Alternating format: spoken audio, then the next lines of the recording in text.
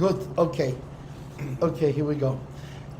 Oy ba Rabbeinu Nagila, ba Rabbeinu Nizmecha, ba Rabbeinu Nagila Nizmecha, ba Rabbeinu Nagila, ba Rabbeinu Nizmecha, ba Rabbeinu Nagila Nizmecha, ba Rabbeinu Nagila Nagila Nagila Nizmecha, ba Rabbeinu Nagila Nagila Nagila Nizmecha, ba Rabbeinu Nagila, ba Rabbeinu Nizmecha, ba Rabbeinu Nagila Nizmecha, ba Rabbeinu Nagila, ba Rabbeinu Nizmecha, ba Rabbeinu Nagila Nizmecha, ba Rabbeinu Nagila Nagila Nagila Nizmecha, ba Rabbeinu Nagila Nagila Nagila Nizmecha, ba.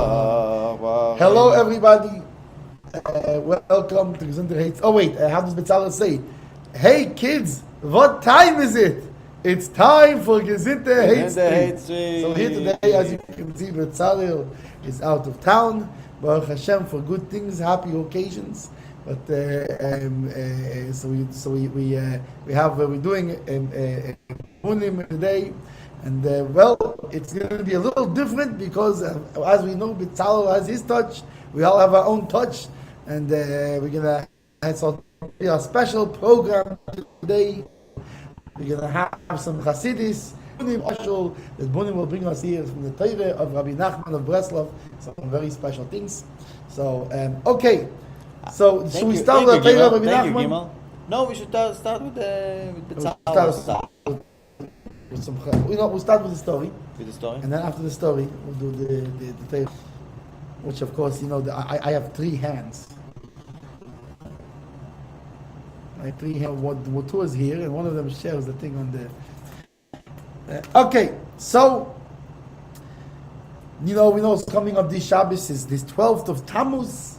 It's a special day. The previous Rebbe was released he was given a death sentence actually, and the death sentence was taken away, and he was sent in exile. He was sent out of Russia. So he was in exile. He was sent, and he had to report to the secret police, the GPU, and I had to check in with them because this is how it is in Russia. When you appear on YouTube,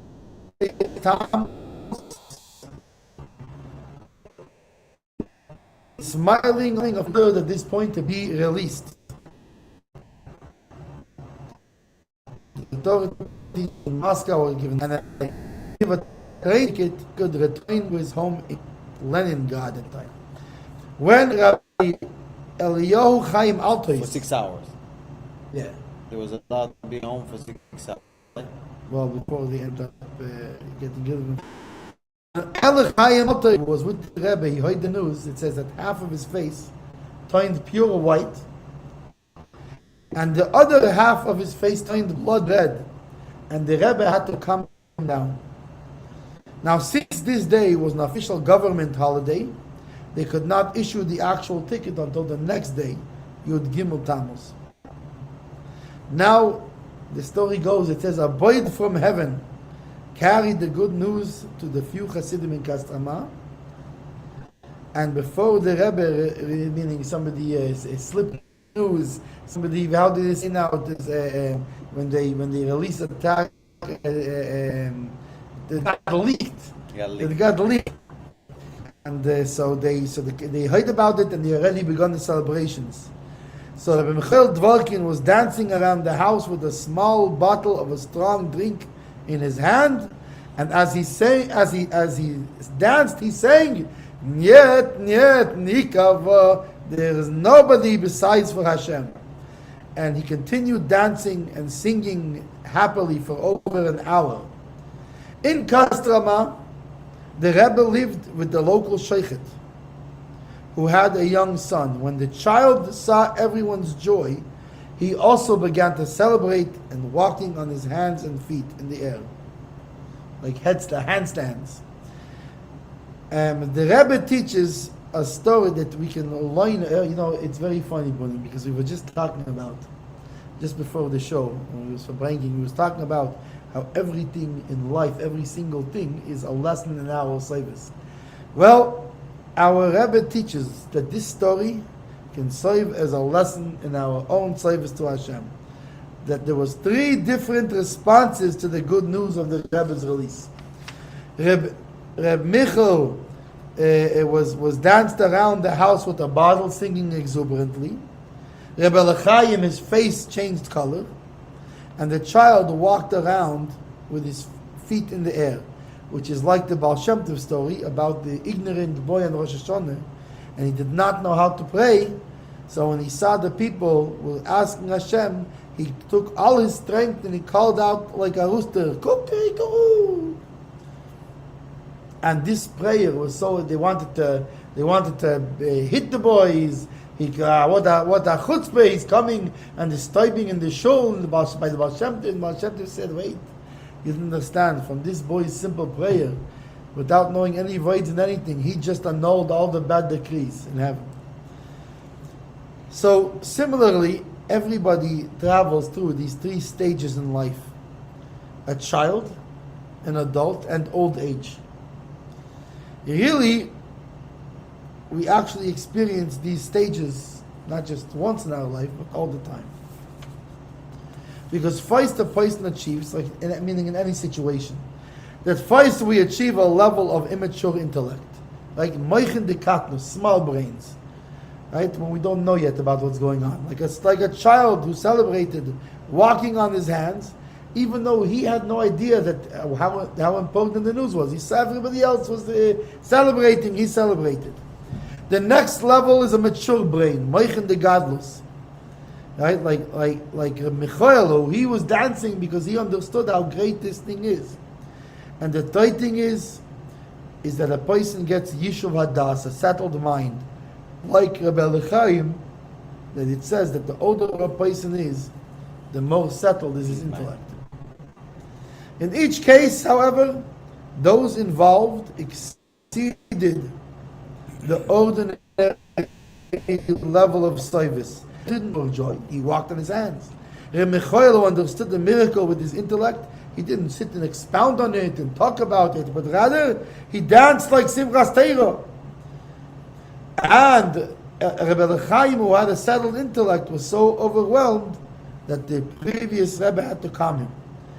So what's the lesson? The lesson for our service is that at each stage of development should create a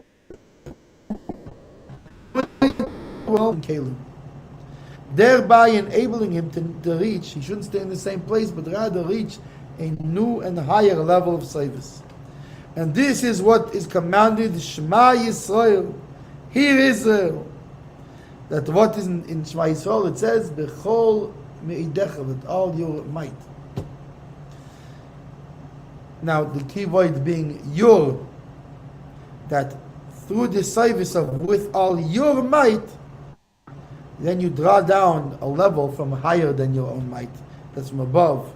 That comes from the two souls. Just for clarification, yeah. Our sages say that Bechol me'idecha means even somebody is threatening you to take away your life. Yeah, it means you're everything. So the question is, what? Every time I say Shema, I should imagine that somebody is about to kill me? Why not? On Yom Kippur, maybe.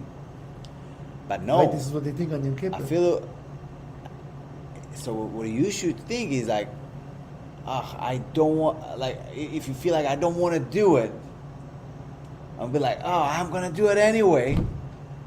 That's like, in a way, it's taking away your life. Because it's the you, like you're taking away you. And that's the yeah. Ich is ichi. And that's the afilu moiser now. Meaning you're giving up your whole self, your whole being, your whole everything. Yeah. So what do you think? Anigan first? Yeah. Okay. Well, how about yet Nick?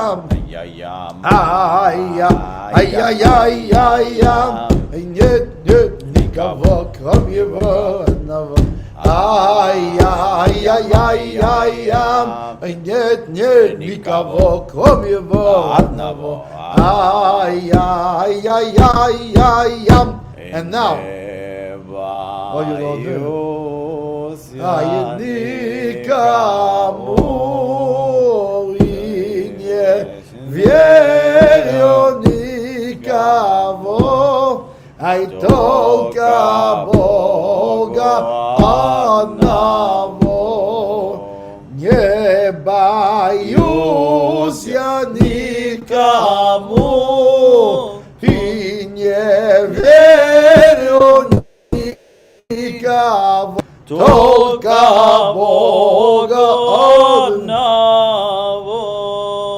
We did it backwards, right? That's good. Yeah, it's backwards. Also then goes, after this goes, oh, нет, нет, не боюсь я никого, только Бога одного. Нет, нет, не боюсь я никого, только Бога одного.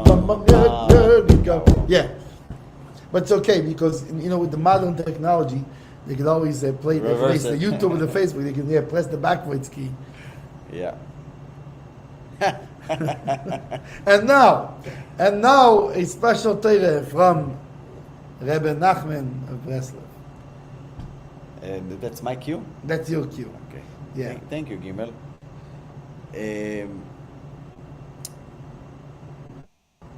So basically, Rabbi Nachman on Torah Kuf Nun A in Likutei Moharan, the first volume, right? Is that Yeah. volume? Volume, yeah. Volume or volume? Depends where you're from. If you're from Boston, you say volume. And If you're from New York, you say volume. It's got it. so you can't go wrong. They'll just think it's a different accent, no matter how you say it. Okay, fine. So I'm gonna get beaten up no matter what. Okay, forgot it. He says that sadness, it's a bad trait, a bad quality. Now, God gave each person his own bag, his own baggage. We all have good qualities and bad qualities. It's not an excuse, us having bad qualities. It's not an excuse of us. That's what I got. That's what I got dealt. That's my The card. hand that That's was my dealt. card. That's the hand. Yeah. So, if just because you got an hand, it doesn't mean that you need to accept that this is how your life are going to be. You need to accept that this is something you deal with in order for you to make your life better. But sadness is a bad quality, a bad trait. And the reason a person doesn't push himself to do stuff, he doesn't get proactive about stuff, if it's in davening, if it's traveling to a tzaddik, if it's just doing dishes at home, if it's just taking care of your yard. It all starts in being sad, lazy, and heavy. And it's all one thing. The sadness and the laziness. It's not that one person is lazy and one person is sad. No. Sadness equals laziness. And I'm not talking about sadness that somebody lost someone. Like, this is a different kind of sadness. This is a more mourning. Situational, This is mourning and sorrow versus sadness that leads to heaviness and laziness. And sadness of losing someone could lead you to this kind of sadness of laziness. And we're also not talking about a broken heart. Lev Nishbar is a whole different kind of sadness that leads to happiness. So the difference between sadness that leads to more sadness and a sadness that leads to happiness is sadness, pure sadness would lead to more sadness. But sadness that is coming from a broken heart would lead to happiness. The outcome after, when you have a good cry of a broken heart, you're going to feel a relief and you're going to feel better. Anyway, so basically the whole thing about the sadness is a lack of emunah. Being sad is a lack of emunah. And emunah is basically translated to English belief. For me, the word belief is less intimidating than emunah, because the word emunah always is, in my brains, is connected to emunah in God, just God.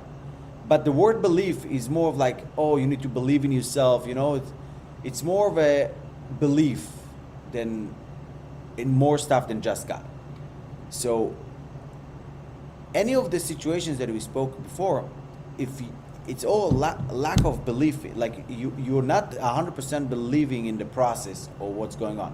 Because if you believe in the process, you would have done it, no questions asked, and you would have felt good about it. For example, if you feel like you're having a very hard time davening, if it's laziness for davening or sadness that hard for you to open a siddur and daven shachris, it's coming from a lack of emunah that somebody is actually listening, standing behind you and listening. You would believe that somebody actually sits behind you and listens to you. You wouldn't have been sad, because you would be like a happy, like a conversation with a friend. You could be sad, but you're gonna go ahead and talk, even if you have like stuff sitting on your heart that makes you heavy.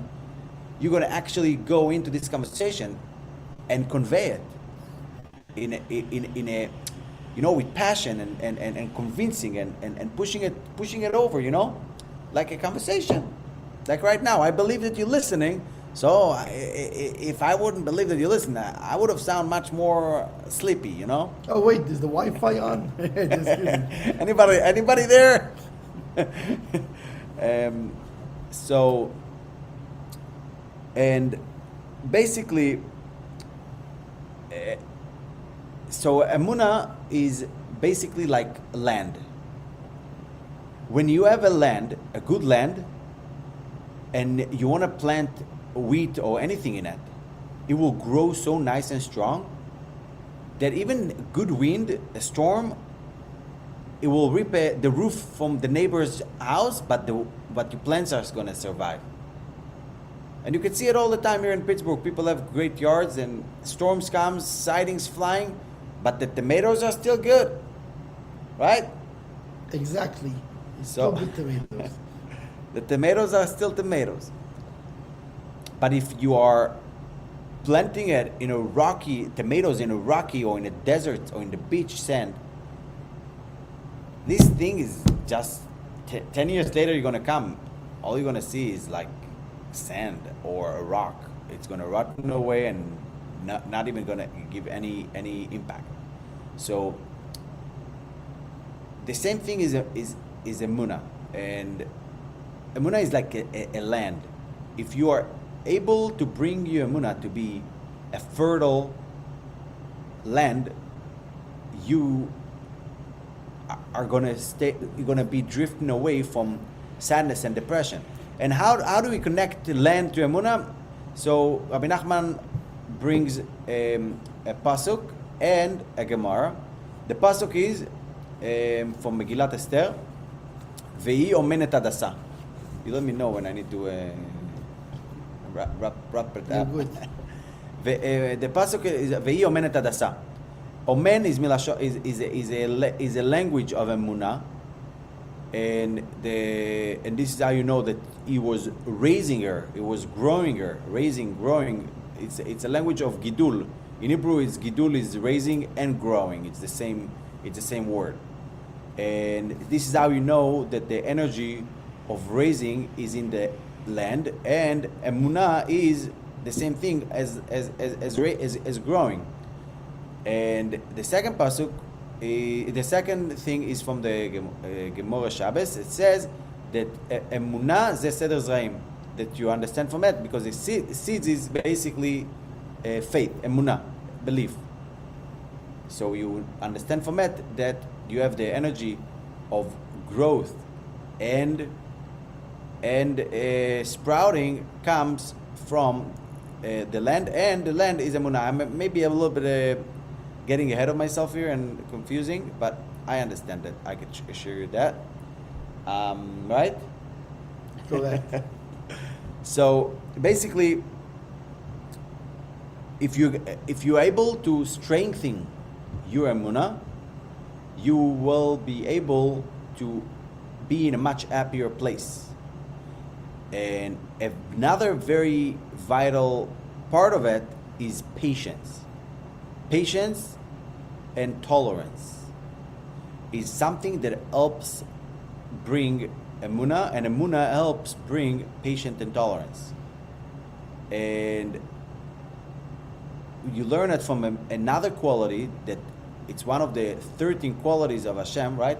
Yeah, Traits. you Email me this. I don't know how to 13 attributes, but attributes. It's a quality. It's a quality. It's a Attribute trait. is Quality. Yeah, a trait, same thing. Yeah. It's a.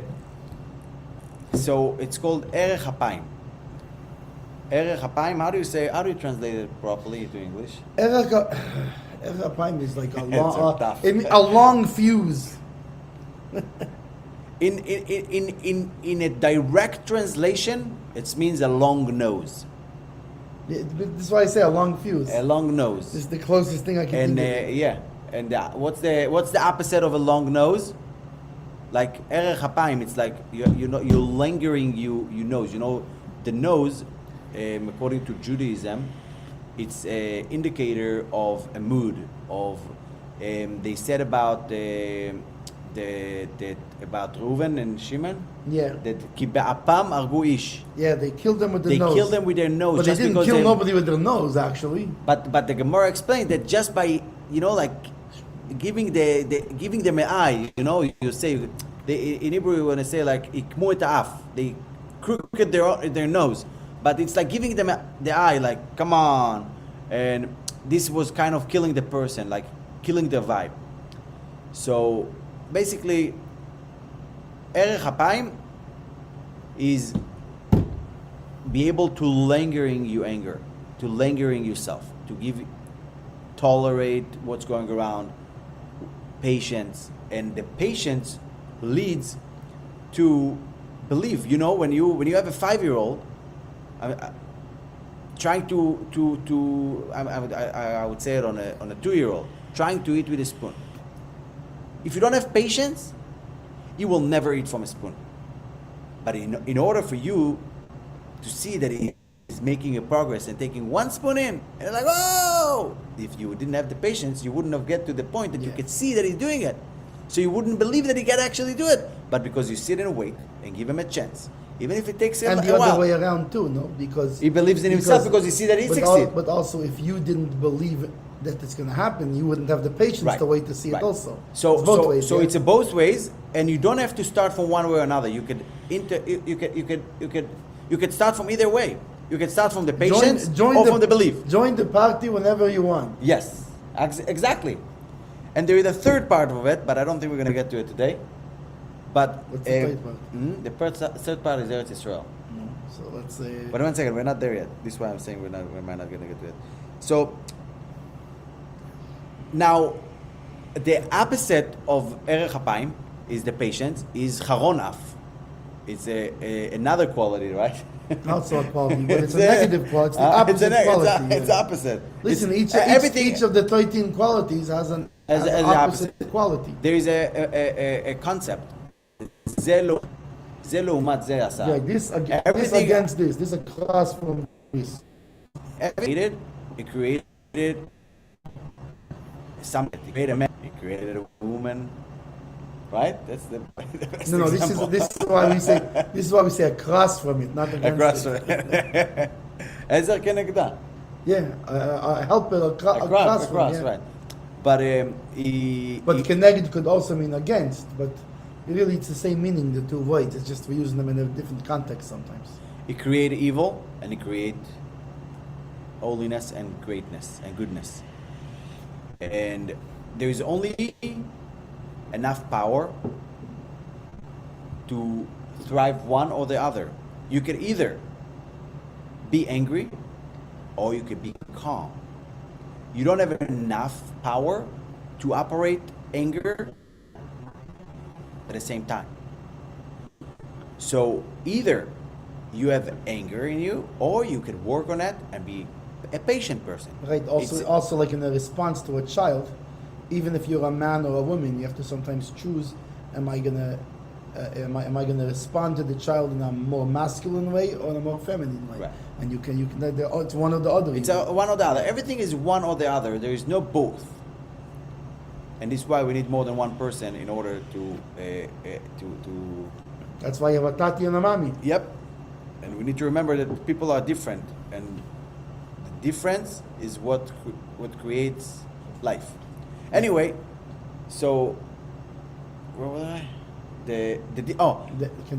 So in order for you to be able to be patient, emunah is Charon Af is basically the Gemara says Kol hakoes kilu oved avodah zara. Everybody who is getting angry is like making avodah zara, and the only way to uproot it avodah zara is through emunah, and emunah gives you patience. So in order for you to stop being angry, you need to have the patient. And emunah helps you uprooting the avodah zara from the world, not only within your own self, in the whole world, and all of that connects to Eretz Israel. That the third part of all of it is to come to a level of Eretz Israel, and that we know that Erech HaPaim is a level and a concept of Eretz Israel, and we learn it from two psukim as well, from a pasuk and from a Gemara. Okay, so the pasuk is in Tehillim Lamed Zayin. It says, "Shchon Eretz ure'eh emunah," live in the land and graze faith. You graze belief, right? Re'eh emunah is graze the belief. Now, this all Tehillim is talking about how you see so many people that going through doing so many bad stuff to you, but it tells you, with all of that, patience. You will see how for you at the end is going to be good, and for the bad guy is going to be bad. This is the whole capital of Tehillim. This is what it talks over there. And then in the Gemara in Ketuvos it said, "Kol adam be'eretz Yisrael dome kemi sheyesh lo eloka." Every person who lives in Eretz Israel, you could look at them and see like a person who have emunah. You have God. Yeah. נמצא שארץ ישראל הוא בחינת אמונה. You could see from there that the land of Eretz Israel, because you have like live in the land, and it tells you in another place that a land of Eretz Israel is a person who have God. So you could be in any stages of these 3 points, that believing in Eretz Israel makes you like to be a person who have belief, and belief leads you to be calm, and calm leads you to be in Eretz Israel. So you don't have to start to move towards Israel or to start with belief or with patience. You can join the party, as Mendel said, at any of those points, and this is the best, easiest way to fight sadness. Obviously, you could keep going to therapy. Yeah, you can do this. Well, I mean, listen, the therapist has to make a parnasa also. But patience, like be patient on yourself. Go easy on yourself. And others. Go and easy yourself. on yourself. On others, it's easy. I don't know. Sometimes You don't have to go to sleep with others. You know? Sometimes a person goes easy on himself, and the other. It goes both ways sometimes. Yes. Depends on the person, I think. But the main thing is tolerate your actions, and be patient with yourself. And usually, and that's going to lead you to the greatest joy. If you're going to be, usually a person is not okay with other people. Is really the root is he's not okay with himself. So you'll be okay with yourself. Then tolerate yourself. Tolerate yourself, because people. if you would have been your friend and you would have went through the same thing, you would have tell him that, come on, it's okay. Yeah, no big deal. Not a big deal. So you made a mistake, and then it's yourself. Oh no, I made a mistake. I made the whole thing messed up. The only a successful man is a person who started 10 businesses and went bankrupt, and he's starting his 11. Still going. Still trying the next one. This is success. But a guy who made one business, and he closed, this is a failure. Because why? Because you feel a failure and you're not going to do it again. He made one and spends the rest of his life beating himself up over it. So success is to try again. This is success. There is no success without trying again. So now I'm Niggin, and then we'll see this.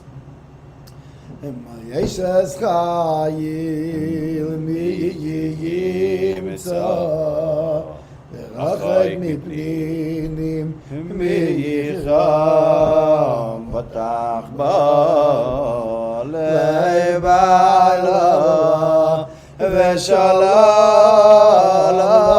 יחסם גם לעשותי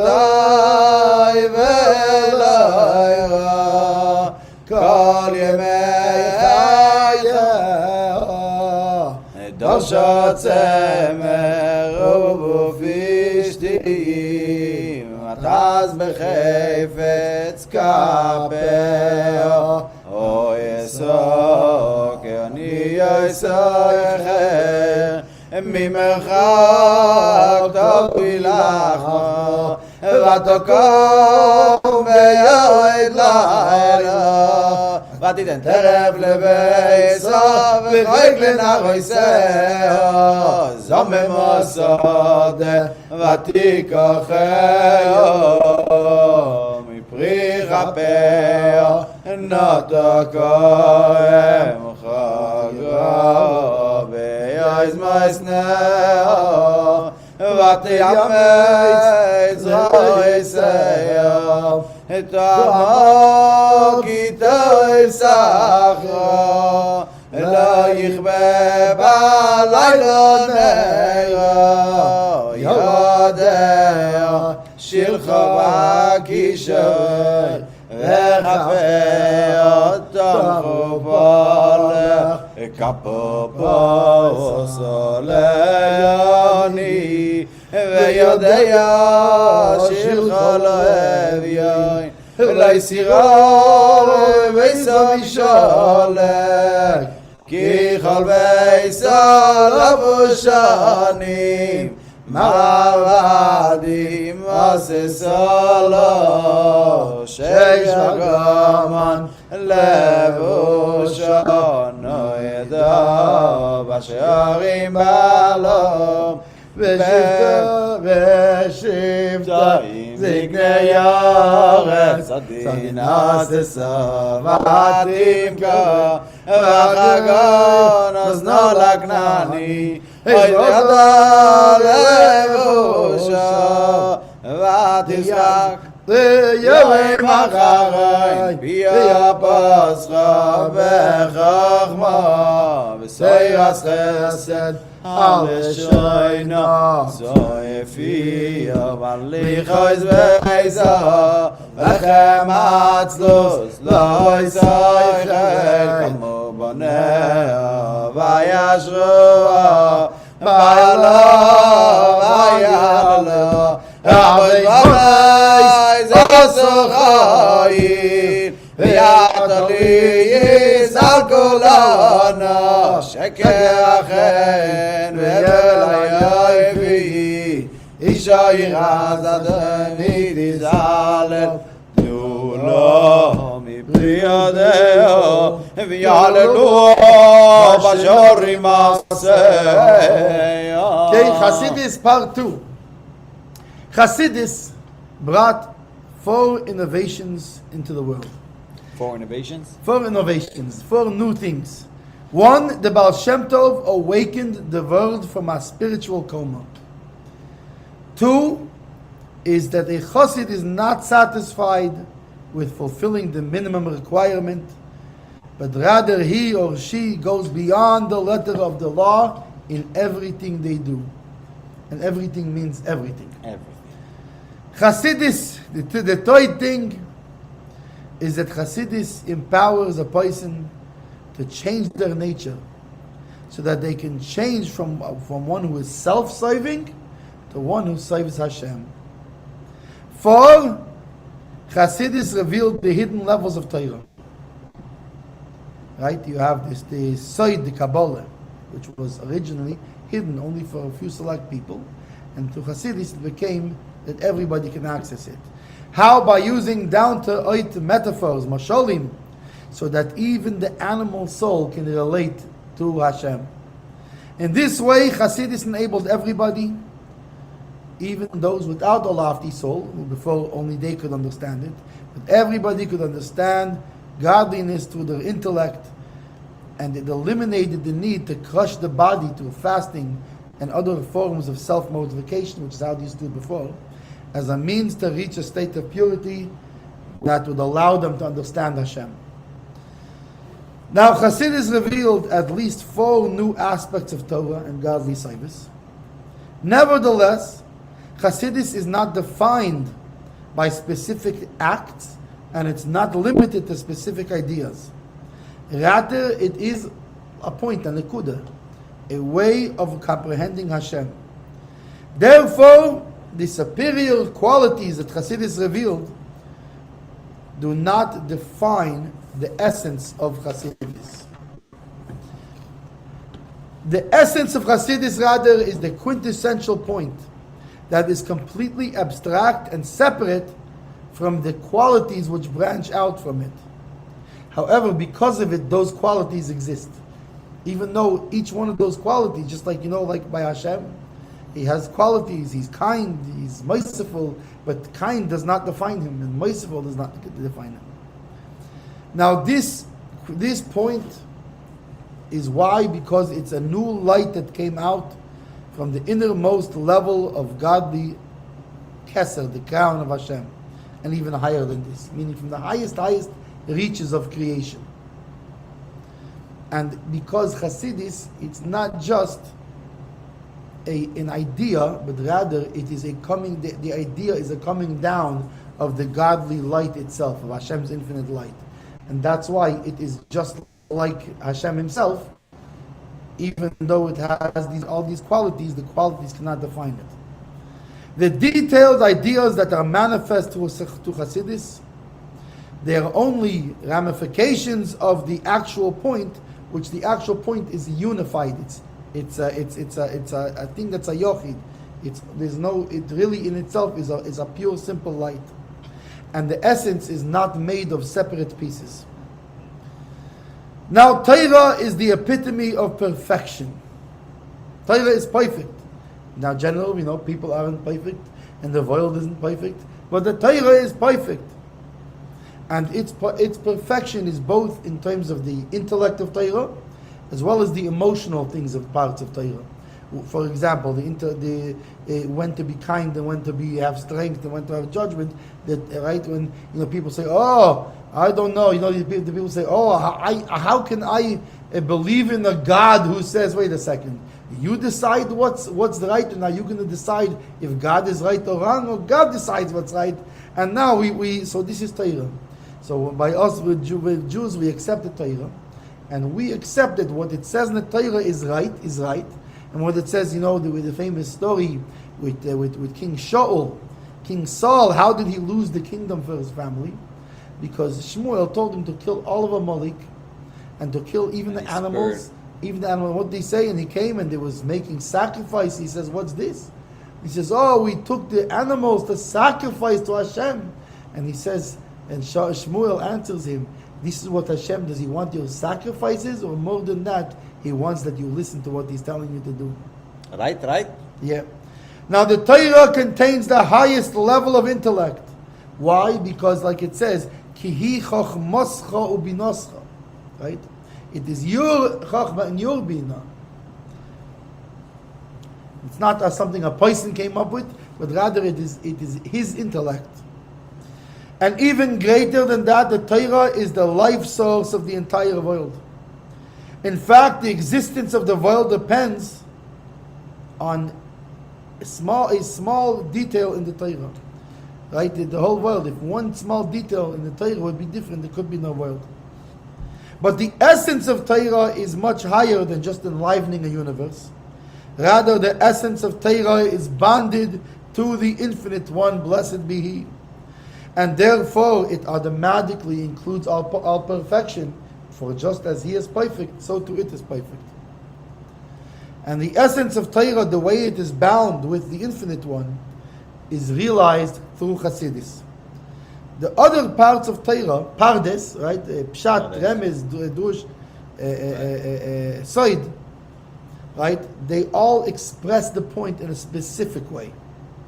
However, since Chassidus is not confined to any of these specific ways, it can express the unlimitedness of the Ein Sof in any level of Torah interpretation, and this is why we see, as we were just learning from Rebbe Nachman, but we see that he was bringing also a Gemara and also a Pasuk, and also he brings from Kabbalah. And why? Because the Chassidus is connected to that point, which is unified and infinite, and therefore it is not limited to only one part of Torah, but rather it can deal with all parts of the Torah. Everything is interconnected. Yeah. Okay, here we go. Ready? Gezintahait, Gezintahait, Gezintahait. That's right. Gezintahait, everybody. More. Or just end.